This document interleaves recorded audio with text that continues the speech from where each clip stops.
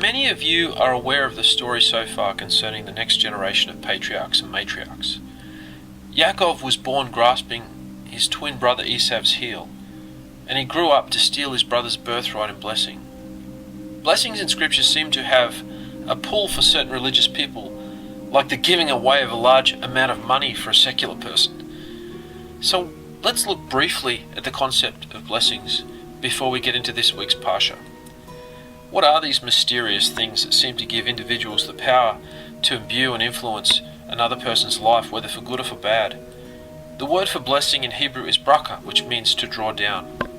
Interestingly, brakot, that is the plural, is the first subject to be discussed and analysed in the enormous compendium of works known as the Talmud. Tractate Berakot stretches over 2 volumes of the Babylonian Talmud. Why?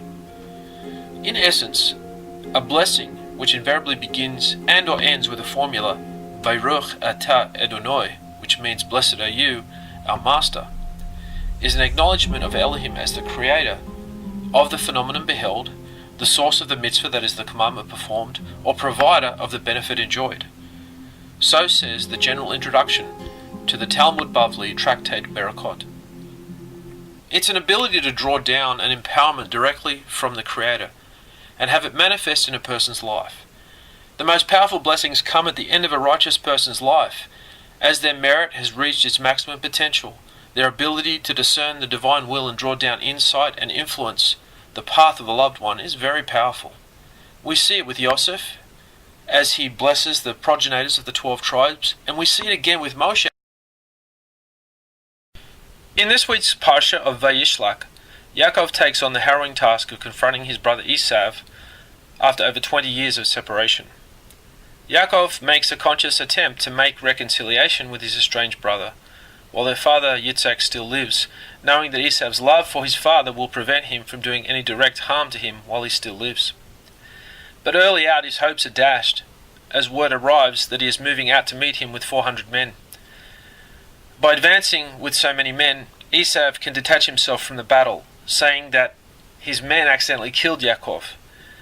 This is similar to the 18th century pogroms of Tsarist Russia, where the local government feigned ignorance to Jewish communities being slaughtered, attributing it to a spontaneous, unplanned massacre.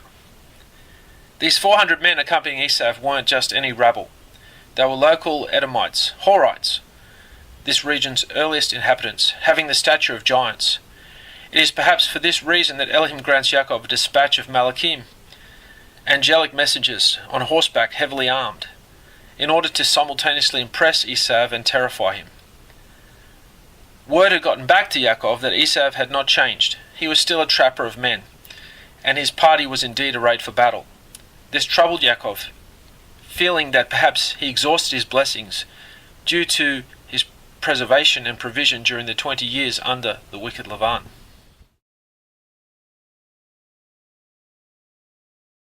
After Yaakov moves the last of his possessions across a ford, he stays behind alone. Yet the same passage tells us that there is a man there that wrestled with him until daybreak. Genesis 32:25 says, "And Yaakov was left alone, and a man wrestled with him until the break of dawn."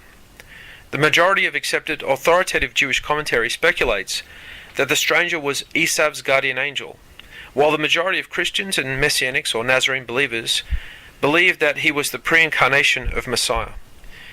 The possibility of this mysterious man being a pre-incarnate Yeshua is quite thin, if not for any other reason than there being a almost constant Where's Wally-like nature to such views, seeing Messiah underneath every rock, though technically he is. Yaakov and this mysterious stranger struggle through the night, and as the day breaks, the stranger reveals himself as an angel of Elohim and begs Yaakov to release him.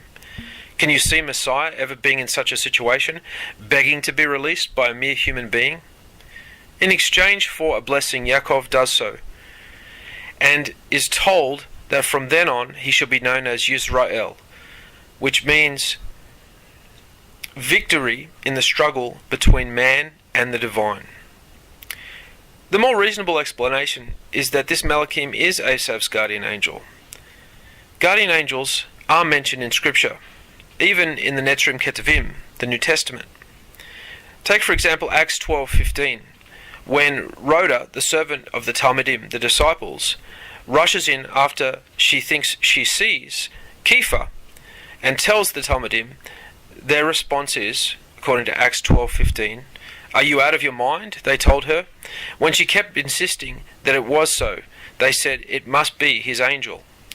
And again in Matthew 18:10, Messiah Yeshua says, "See that you do not despise one of these little ones, for I tell you that their angels in heaven always see the face of my Father in heaven."